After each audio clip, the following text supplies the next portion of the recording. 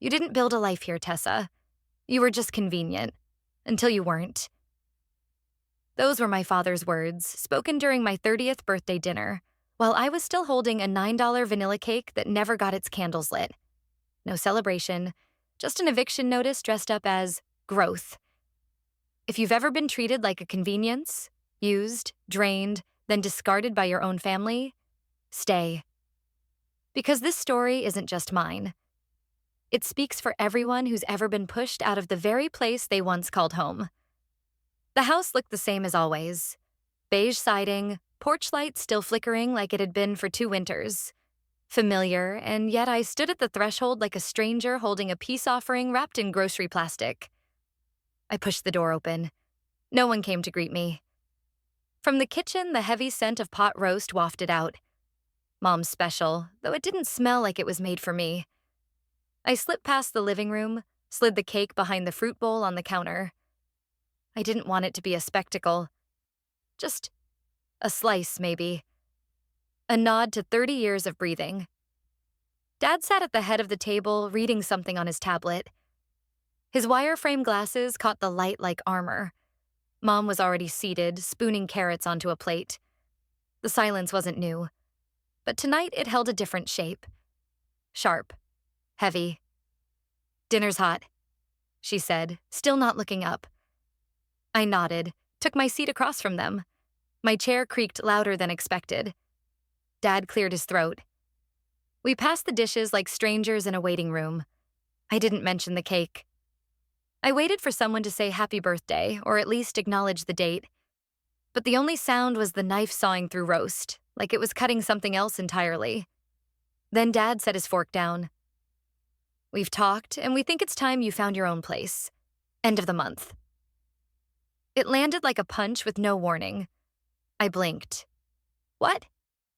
"You're 30, Tessa," he said flatly. "It's overdue." I looked at Mom. She didn't flinch, just stared at her plate like the peas had answers. Her cardigan sleeve brushed the edge of her wine glass as she reached for more carrots. "I've been helping with bills. Groceries. My voice cracked. "I pay more than half of everything here." Dad wiped his mouth with a napkin. "We've been more than generous." I stared at him, heart thudding in my chest. More than generous? The man who made me show my bank app every month just to prove I hadn't spent too much on lattes? The man who let me cover electric, water, car insurance and still told the neighbors I was finding my path? Mom finally spoke. "It's good for you, sweetie. Independence." Independence? From what? My own roof? I nodded slowly, not trusting my mouth to move without screaming. I stood up, carefully lifting my napkin and placing it on the table. My hands were shaking. "Excuse me," I said. My voice sounded foreign. I walked up the stairs, each step a closing door. At the top, I paused, just for a second, then turned left toward my childhood bedroom. The calendar on my door still showed February. I hadn't bothered changing it. Inside, everything looked the same. The fading lilac walls, the bookshelf with books I hadn't opened in years. The air was still. I moved toward the closet. I opened the door and knelt. The panel at the back felt familiar under my fingers. A small groove, invisible unless you knew it was there. I pressed it gently. Click. The panel slid open. Inside were the manila folders. Stacked, labeled, sealed like memories in a vault. 6 years of rent payments, receipts, bank transfers, emails. Every single time I'd covered something for them. The spreadsheet with the totals. The screenshots of texts where they'd promised to pay me back soon. Even copies of their cable bill in my name. They had no idea. The cake was still downstairs, untouched. But the candles, maybe they weren't for wishes this year. Maybe they were for light chat GPT John Noy. I didn't scream. I didn't beg. I canceled the utility payments. One click at a time, I made a silent scream. The glow of my laptop cast a cold hue across the room, catching the edges of paper stacks and highlighters like quiet sentinels. The manila folders lay open across my bed, a war map of debts and half-truths. I sat cross-legged in my old hoodie, mouse in hand, spine straight. I wasn't hiding anymore. I was documenting. My fingers hovered above the trackpad. First, the electric bill. Cancel autopay. Confirm. Then the water bill. Remove payment method. Internet next. I didn't even blink when the screen asked, "Are you sure you want to stop service?" Yes, I was very sure. A soft ping vibrated on my phone.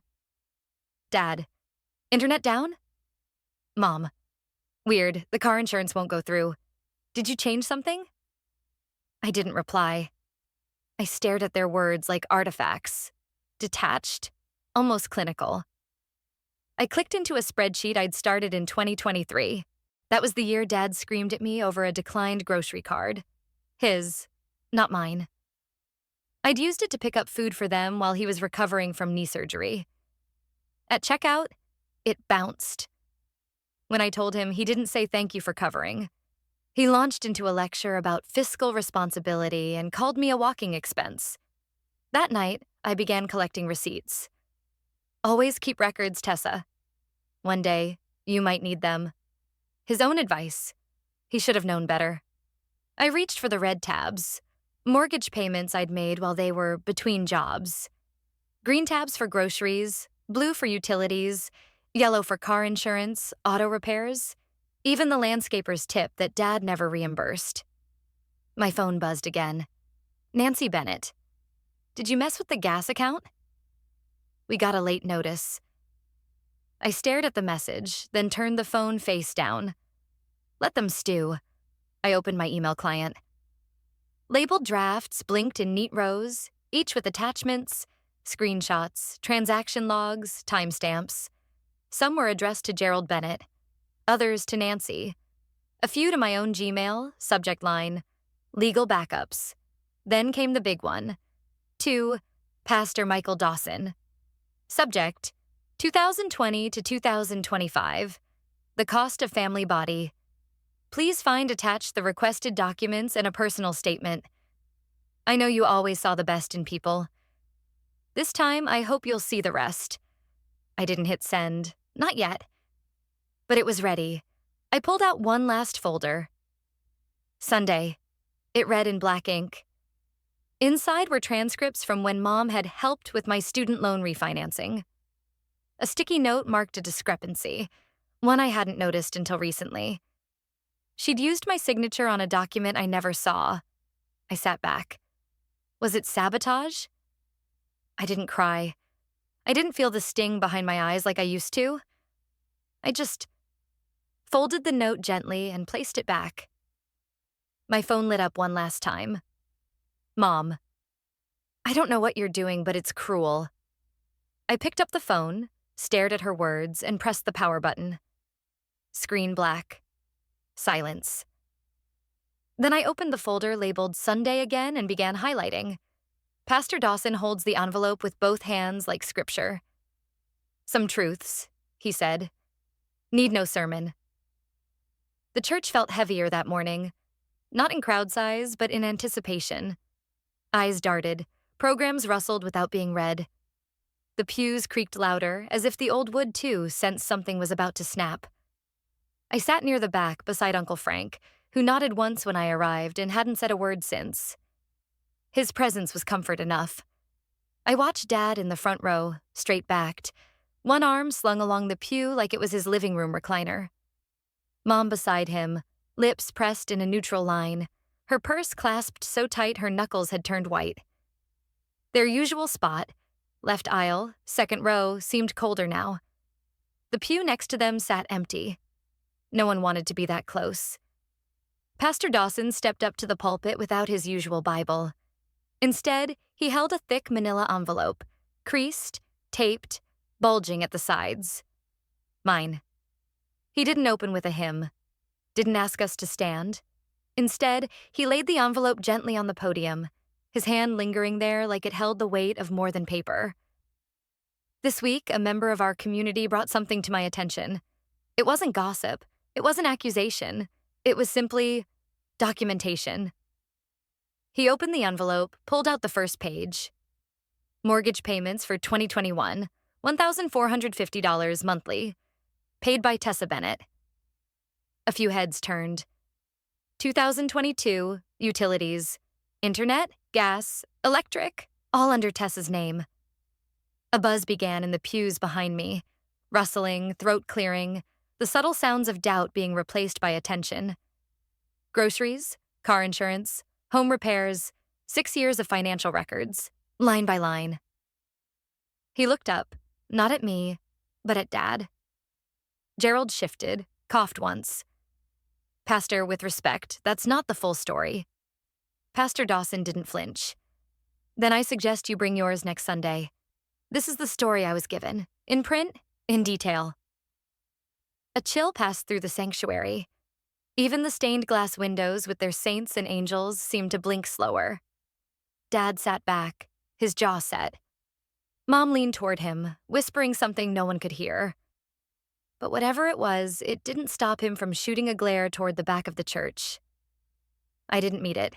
Instead, I looked at the people. At Mrs. Jameson, who once told me to get a real job. At Mr. Carter, who used to nod with approval every time Dad stood to speak. They weren't nodding now. Some looked down. Others leaned away from my parents. Subtle shifts, but loud in a town like ours. Uncle Frank exhaled slowly, arms folded. Told you she wasn't freeloading, he murmured. Not to me, not to anyone, just out loud. Dad stood. Fast, too fast. His chair screeched backward, echoing off the high ceiling. This is absurd, he said, voice rising. Pastor didn't stop him. Nancy rose too, face pale as the communion linen, her hand gripping Dad's arm as they turned and walked out. No goodbye, no benediction, no eye contact. The door swung closed behind them. The congregation sat in stunned stillness. Pastor Dawson cleared his throat. Today's message was about truth. Seems it already spoke. He stepped back. No sermon, no music, just silence, thick and unholy. After service, I walked out alone. I could feel eyes on my back, but none of them stung. Not anymore. My phone buzzed. A message preview slid across the screen. Aunt Carol. We're calling a family meeting. You need to be there. Aunt Carol opened the door like she was expecting a hurricane. Maybe she was. Because I brought one, with footnotes and folders. The living room was already full when I arrived. People perched on the edge of couches, leaning against door frames, clutching coffee mugs like lifelines. Weak coffee, of course. Always just enough caffeine to keep you awake, but never enough to make you bold. Aunt Carol ushered me in with a smile that didn't reach her eyes. We're glad you came, she said, like this was a tea party and not a tribunal. I nodded, setting down the navy blue accordion folder on the side table next to a tray of still-wrapped muffins. I brought nothing sweet today. Gerald stood up almost immediately, hands clasped like he was preparing to run for office. We're here because we've always believed in family first. Things may have gotten misinterpreted, but the point is to restore harmony. I didn't sit. Not yet. I agree, I said, unzipping the folder. Let's start with clarity. Then we can talk about harmony. I handed out neatly stapled packets, color-coded. Mortgage in red, utilities in blue, groceries in green, medical expenses in orange. And for a select few, Aunt Carol, Uncle Frank, a gray section, loans, transfers, withdrawals. Pages flipped, eyes dropped. One cousin whispered to another. Aunt Carol frowned at her copy, lips moving as she scanned the numbers. This is... Nancy started, then stopped. Her voice sounded hoarse, like she'd swallowed dust. We all pitch in as family, Tessa. You know that. Uncle Frank snorted. Except only one name keeps showing up in payment fields. I moved to the next stack. This is the account history for the emergency fund I started in 2020. You'll see every deposit, every automatic withdrawal Dad set up, without asking. I passed them out. Gerald didn't even look at his copy. Uncle Frank stood now, reading aloud from his packet. 2017, Loan to Gerald, $9,000, for roof repair. Never repaid. Dad's jaw tensed, but he didn't speak. The room was so quiet you could hear the radiator ticking. I'm not here to embarrass anyone, I said, but I will no longer protect reputations at the cost of my own livelihood. These aren't accusations. These are records. Cousin Dana raised her hand as if we were in a courtroom. You mean you paid for everything since 2020? I nodded. Actually, since 2018. I just started documenting it better in 2020. Nancy reached for her mug but missed. Her hands were trembling. Aunt Carol spoke last. Her voice wasn't loud, but it cut. Is this all true, Gerald? He didn't look up, didn't nod, didn't deny.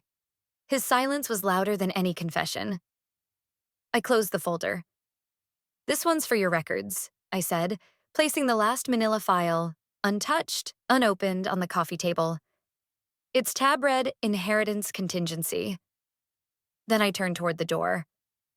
Tessa, Aunt Carol said quietly, if you walk out, you don't need to come back. I looked at her, at the room, at the people who'd smiled politely for years while I disappeared beneath the weight of their silence. Good, I said. I wasn't planning to. ChatGPT Janoi. Hojen Luke Bay Giosang Voi Motmon Kwa. Hu Tao La Banskone Va Tueloa. But it's hard to make amends when you still think you did nothing wrong. I heard the knock before I saw them. 3 sharp taps, precise.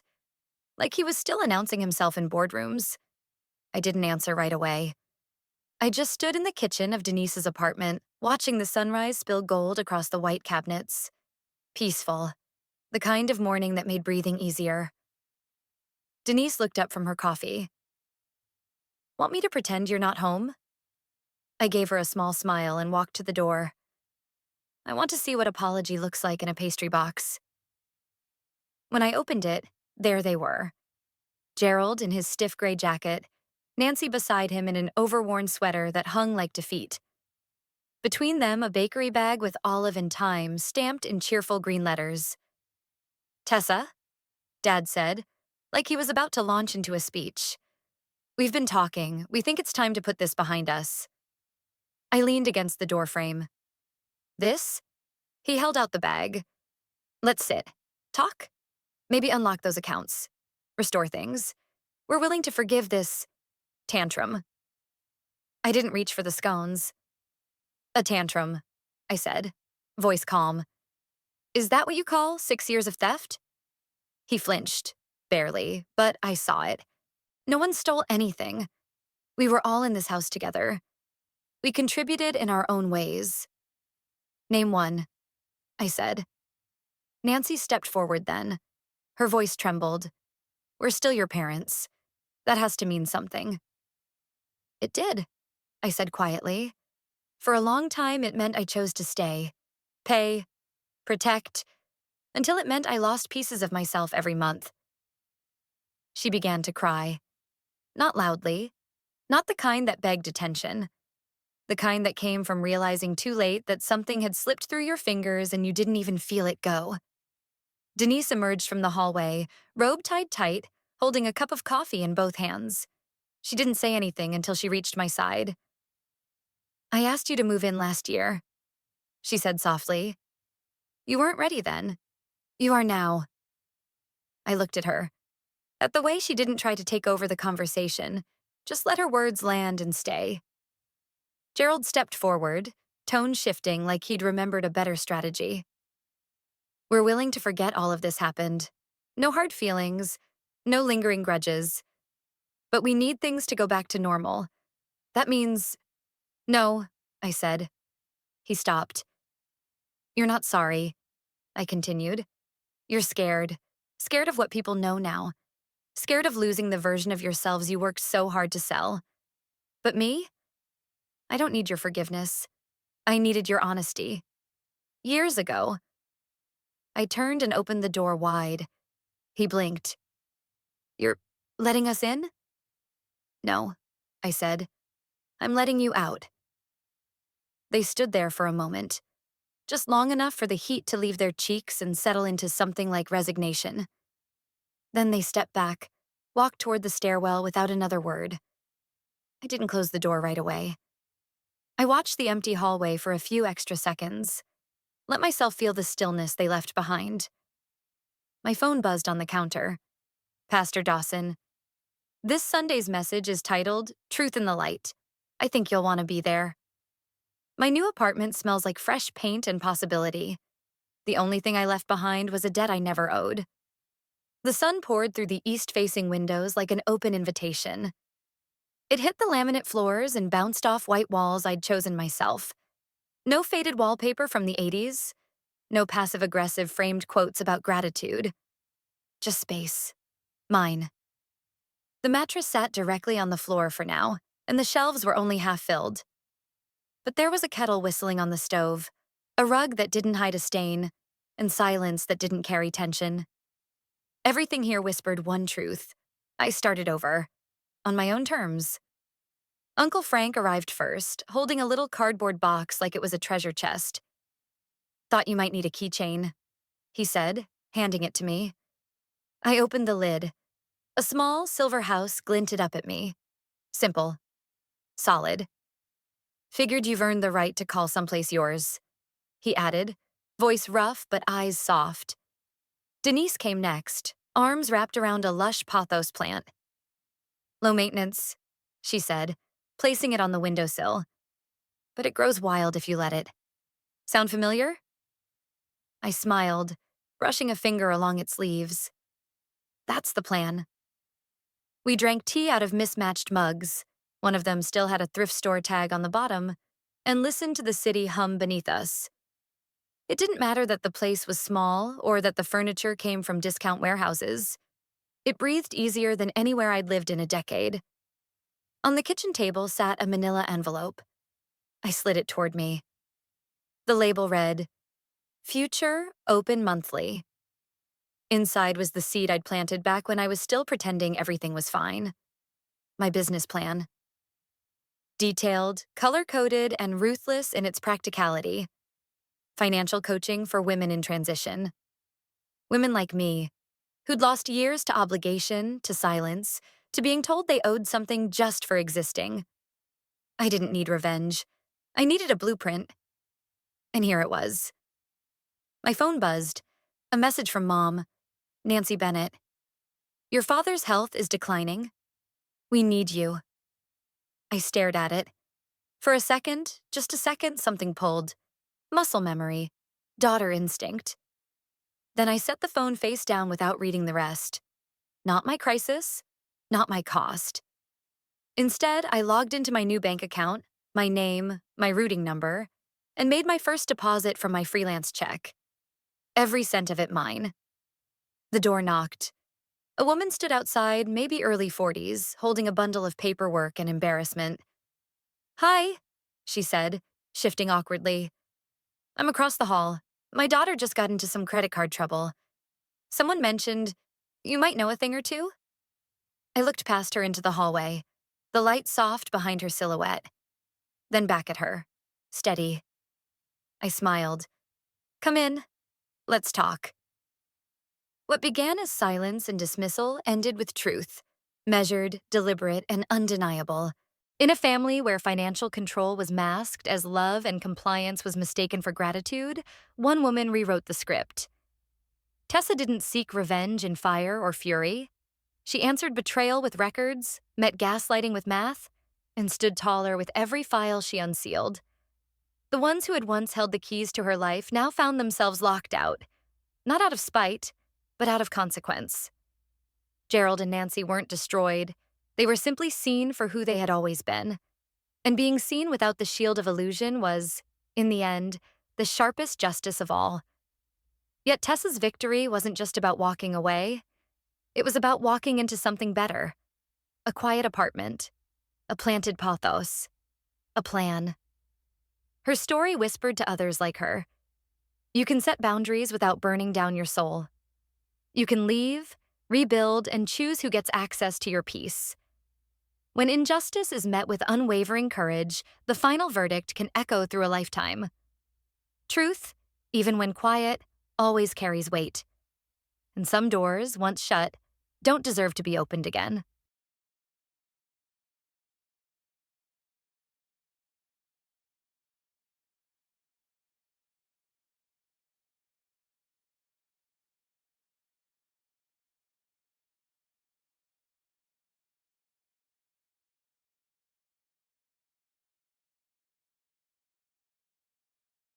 He slept with me because I made him feel alive, unlike the walking corpse you've become. She didn't raise her voice. She didn't need to. Her words sliced deeper than any scream could. If you've ever given your whole heart only to be told you were never enough, keep watching. Because sometimes the person who breaks you is the one who owes you the loudest apology. It was one of those crisp Chicago afternoons in early October where the light felt sharper than it should, slanting through the amber-leafed trees and casting warm shadows on the porch. The air carried a promise of colder nights ahead. I had just finished my shift at the clinic, stopped by the grocery store, and was balancing two reusable bags while fishing out the keys when I spotted it. An ivory envelope, thick and expensive looking, sitting neatly against the door frame like it had been hand-delivered.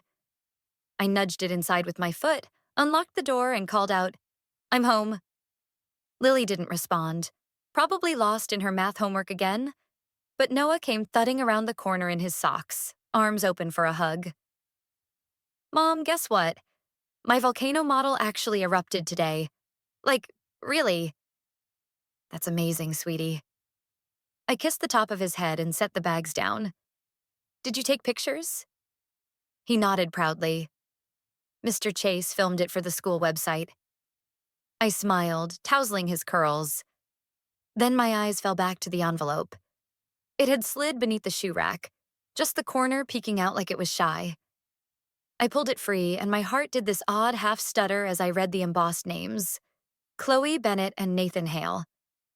My fingers tightened slightly, the edge of the envelope pressing into my skin. Ethan walked in from the garage, slipping off his jacket. "Anything interesting in the mail?" I hesitated. "Chloe's getting married." He raised an eyebrow. "To who?" "Nathan Hale. Architect, I think. Ceremony's in 4 weeks." Ethan whistled low. "That's sudden." I didn't reply. I was watching his face. The mild surprise, the neutral nod. Too neutral, too textbook. The kind of reaction you rehearse. He grabbed a beer from the fridge and leaned against the counter. "Is she doing a big wedding?" "The invitation says a garden ceremony. At the Windmere Hotel." "Nice place," he said, then took a sip without looking at me. I slipped the card back into its envelope and pushed it under a stack of bills. "She wants me to help her plan it." He blinked. "You said yes?" I said I'd try. Noah reappeared, an apple in hand. He pointed at the invitation. "Aunt Chloe looks kinda weird in that picture." "It's probably just the lighting," I said. "No, like, she's smiling too hard. And Dad smiled weird too when he saw her name." I froze for a breath. "What do you mean?" He bit into the apple. "Not a good smile. Just different." Ethan chuckled.